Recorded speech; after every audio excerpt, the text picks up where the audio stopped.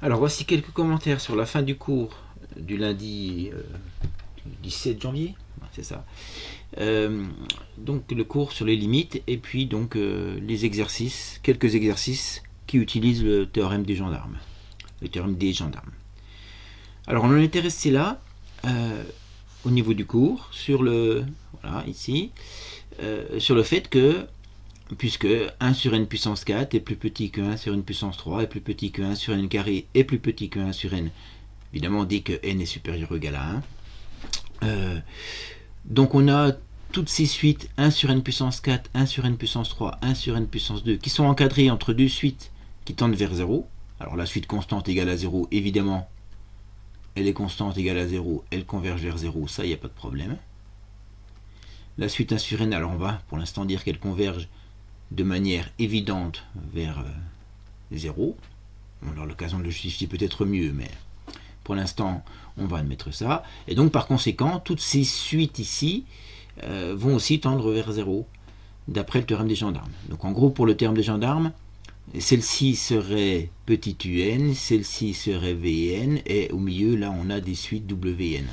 Voilà pour le principe par rapport au théorème des gendarmes. Alors donc, qu'est-ce qu'on conclut là? On conclut que la limite, quand n tend vers plus l'infini, de 1 sur n puissance 4 égale 0. Alors, ainsi que la limite, quand n tend vers plus l'infini, je vais l'écrire en une seule fois, de 1 sur n puissance 3, ainsi que la limite, quand n tend vers plus l'infini, alors, il faut que je... Voilà. De 1 sur n carré, donc on voit pas très bien les puissances 4, les puissances 3 et les puissances 2, donc ces limites sont toutes égales à 0. Voilà. Et on peut rajouter, on justifiera un petit peu mieux là, que je me suis trompé, donc ici c'est 0. Alors l'exercice ici est important, donc l'application du théorème des gendarmes. J'ai la suite grand UN qui est définie par 11 plus cosinus n sur n. Je n'écris pas très bien. Et on va démontrer à l'aide du théorème des gendarmes que cette suite converge vers 11. Voilà, ça c'est donc pour tout n, j'ai ceci. Voilà. Alors le principe c'est d'encadrer la suite un entre deux suites qui vont converger vers la même valeur. Alors c'est assez évident, hein, puisque pour tout n, alors là on est obligé de prendre n dans grand N mais différent de 0 à cause du 1 sur n. Hein. Bon, on sait que moins cosinus n est compris entre moins 1 et 1, donc c'est une manipulation qu'on a déjà fait plusieurs fois. Donc cosinus n sur n. Alors en fait, je vais ici, alors c'est intéressant, hein, parce que je vais multiplier par 1 sur n. Alors, je passe pas à l'inverse, hein, je multiplie de chaque côté par 1 sur n. Vous voyez, donc il faut bien voir la manipulation qui est ici, qui consiste à dire, voilà, cosinus de n fois 1 sur n, donc je multiplie par 1 sur n, et ici, inférieur à 1 fois donc 1 sur n. Je multiplie chaque membre de l'inégalité par 1 sur n. J'ai le droit, j'ai le droit, en tout cas sans changer de sens, je peux le faire, puisque 1 sur n est un nombre strictement positif. Donc j'arrive à, finalement, moins 1 sur n, inférieur ou égal à cosinus n sur n, inférieur ou égal à 1 sur n. Alors c'est logique que cosinus n sur n soit compris entre moins 1 sur n et 1 sur n, puisque cosinus n est compris entre moins 1 et 1.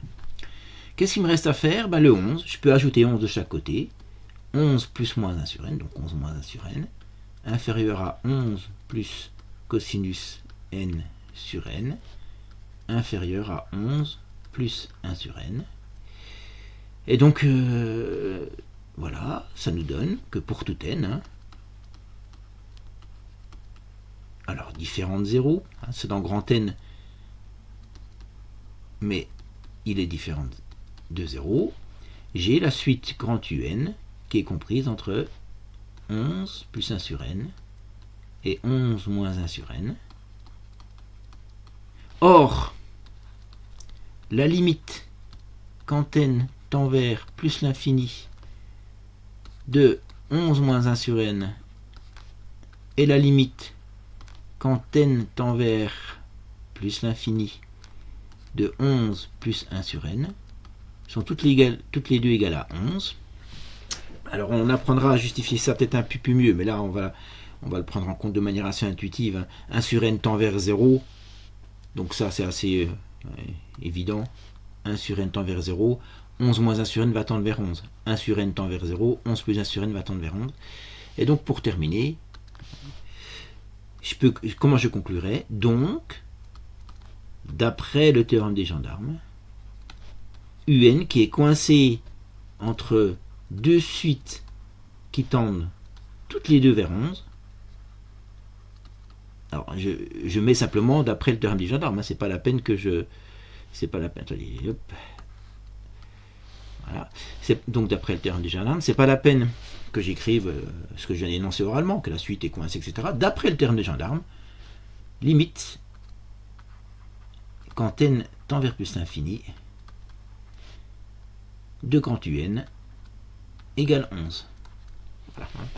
Donc en gros, pour redire un petit peu de quoi il s'agit, pour que vous compreniez bien, cette partie-là tend vers 11, cette suite-là tend vers 11, donc au bout du compte, un qui est coincé entre deux suites qui tend vers 11, tend vers 11. Donc on fait simplement appel au théorème des gendarmes, on le cite, on dit voilà, j'utilise le théorème des gendarmes, pour conclure. Voilà pour le cours. Alors les exercices, donc vous voyez qu'on a un peu la même situation, hein. On a un peu la même situation, je vais le poser là. Hop. Donc la suite Zn égale cosinus n plus sinus n sur n. Alors de la même manière, alors ouais, on va dire quand même, on va regarder, hein. Quand même, il y a deux choses qu'on sait. On sait que pour tout n, différent de 0 encore une fois ici, parce qu'à cause de ma division par n, on sait que cosinus n est compris entre moins 1 et 1. De même, sinus n est compris entre moins 1 et 1. Donc là, vous voyez, pour tout n, on a ceci. Alors, il se passe qu'il y a une chose particulière avec les inégalités, hein, c'est qu'on peut les additionner membre à membre. On ne peut surtout pas les soustraire membre à membre. Mais les additionner, on peut. Et donc, en gros, pourquoi on peut? C'est parce que si j'essaie d'encadrer sinus n plus cosinus n, vous voyez, ici, sinus n plus cosinus n, ben, comme au maximum, vous voyez, cosinus n au maximum peut être 1, sinus n au maximum peut être 1, bon, c'est sûr que la somme des deux au maximum peut être 2. Et de la même façon, si au minimum cosinus n peut être égal à moins 1, au minimum égal à moins 1, ben la somme au minimum peut être égale à moins 2. En fait, c'est comme si j'additionnais membre à membre, hein. 1 plus 1 qui vaut 2, sinus n plus cosinus n, moins 1 qui vaut moins 2. Alors, additionner des inégalités, on peut surtout pas les soustraire, hein. Il peut y avoir des changements de sens qui peuvent être bien embêtants. Bon, ensuite, ben, je multiplie par 1 sur n de chaque côté, ou, par rapport à ce que je disais tout à l'heure, on peut aussi considérer qu'on va diviser par n de chaque côté. Ça marche aussi, hein. Vous voyez, comme n est un nombre strictement positif, je peux diviser par n chaque membre de... Alors, hop. Donc strictement positif, je peux diviser par n de chaque côté de l'inégalité, de chaque membre de l'inégalité, sans changer les sens. Et donc j'arrive à ceci, et donc c'est ma suite Zn. Donc j'ai Zn pour tout n, Zn compris entre moins 2 sur n et 2 sur n. Et puis donc, bah là vous avez compris la conclusion, qui commence, voilà, déjà peut-être j'imagine à être assez habituelle. Et bien comment on conclut? Or, pour tout n, donc différent de 0, limite quand n tend vers plus l'infini de 2 sur n égale la limite quand n tend vers plus l'infini de moins 2 sur n est égal à 0. Voilà. Donc d'après le théorème des gendarmes, classique donc d'après le théorème des gendarmes, voilà, eh bien on peut affirmer que la suite qui est coincée entre ces deux suites qui tendent vers 0, bah, limite, quand n tend vers plus l'infini de Zn égale 0. Voilà. Le principe est assez convaincant. Hein. Ceci tend vers 0, cela tend vers 0, donc celle-ci qui est coincée entre les deux tend vers 0 aussi. Chose assez classique. Alors on va passer à 3n plus 1 sur n plus 2. Alors vous voyez que là, donc je vais effacer. J'ai effacé ce que j'ai fait là pour avoir un petit peu de place. Quand on arrive ici, bon, j'aurais pu ne pas effacer la fin parce qu'elle risque de ressembler beaucoup. Hein. On a un peu plus de difficulté ici que pour une suite comme celle-ci pour trouver un encadrement de la suite. Encadrement entre deux suites qui tendent vers une même limite. Bon, la manip, elle est simple. Hein. Elle est simple, enfin. Parce qu'elle est donnée. Il suffit de décomposer l'expression. Alors, je pense qu'il vaut mieux partir de cette deuxième expression, là où je mets une étoile, pour arriver à la première, où je mets un petit triangle, là, plutôt que le contraire. Mais bon, ceci dit, ça marcherait aussi. Ouais, par exemple, tenez, je vais quand même le faire pour information. Voir qu'on peut quand même passer de cette expression-là à l'autre. En étant un petit peu adroit. Donc, pour tout n... Alors là, je peux mettre égal à 0. Hein, 0 plus 2 au dénominateur, ça ne posera pas de problème. 3n plus 1 divisé par n plus 2. Et ben, je vais faire en sorte de faire apparaître n plus 2, en fait. Donc, plutôt que 3n, je vais mettre 3n plus 2. Mais si je remplace 3n par 3n plus 2, ça ne va pas parce que j'ai 3n, d'accord, mais j'ai aussi plus 6. Donc, je vais le retrancher. Et là, si vous voulez, là, on a... Donc je vais remettre le n plus 2 ici. On a bien la même chose. Si je calcule ici, 3n plus 6 moins 6, ça disparaît. Donc je retrouve bien 3n plus 1. Et après, donc 3 fois n plus 2 moins 6 plus 5, plus 1, pardon, ça fait moins 5. Donc je fais un petit calcul tout simple. Et puis donc vous aurez bien compte que là, je vais faire la décomposition inverse de celle qu'on fait d'habitude.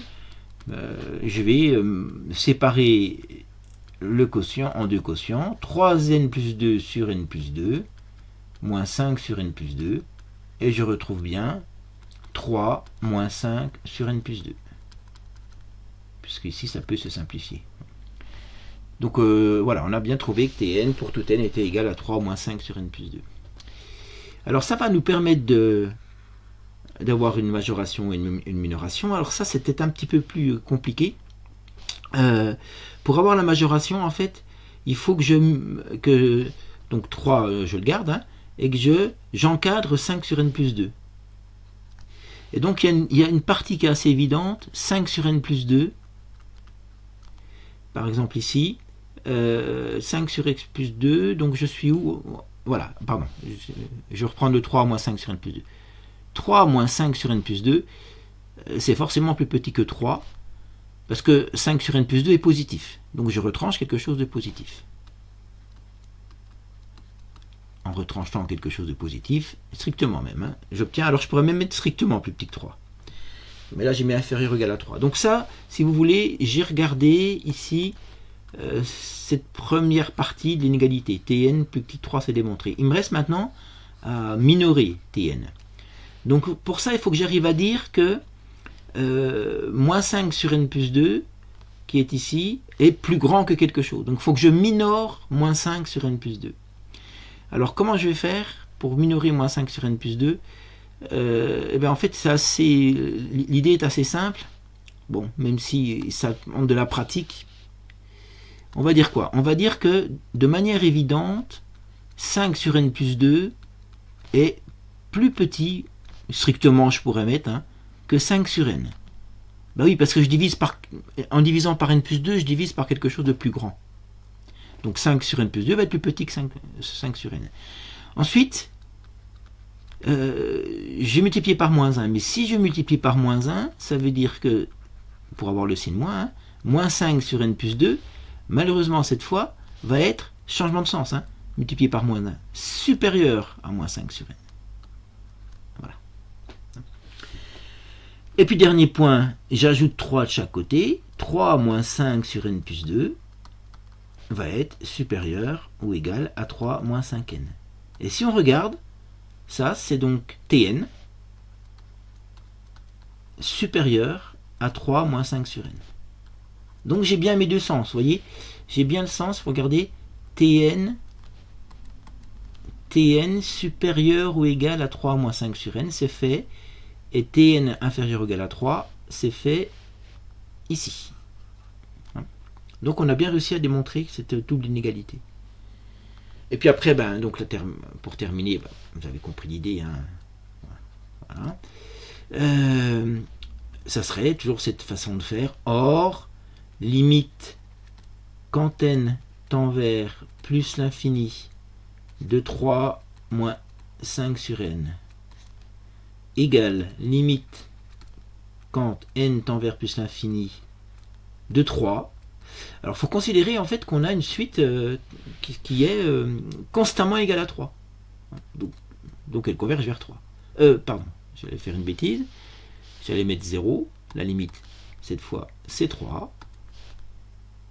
200. Voilà. Donc d'après le théorème des gendarmes, voilà, d'après le théorème des gendarmes, voilà, je termine. C'est toujours toujours des petites rédactions comme ça. Alors, c'est intéressant de voir que quand les théorèmes ont un nom, c'est pas la peine de les réénoncer. Il faut les appliquer avec les bonnes conditions, les bonnes hypothèses, mais on peut les rappeler par leur nom. Vous voyez, quand vous utilisez le théorème de Pythagore, vous dites d'après le théorème de Pythagore, ou en utilisant le théorème de Pythagore, on peut affirmer que vous n'allez pas forcément le réénoncer. Là, c'est pareil. Théorème de comparaison qu'on a vu dans le cours précédent, théorème des gendarmes, vous pouvez l'appeler comme ça. Vous dites, voilà, je me sers de ce théorème pour conclure. Donc d'après le théorème des gendarmes, la limite quand n tend vers plus l'infini de Tn est égale à 3. Encore une fois, elle est coincée, Tn est coincée entre une première suite qui converge vers 3, une deuxième suite qui converge vers 3. Le théorème des gendarmes me dit que celle-ci converge vers 3. Voilà, cette présentation est terminée.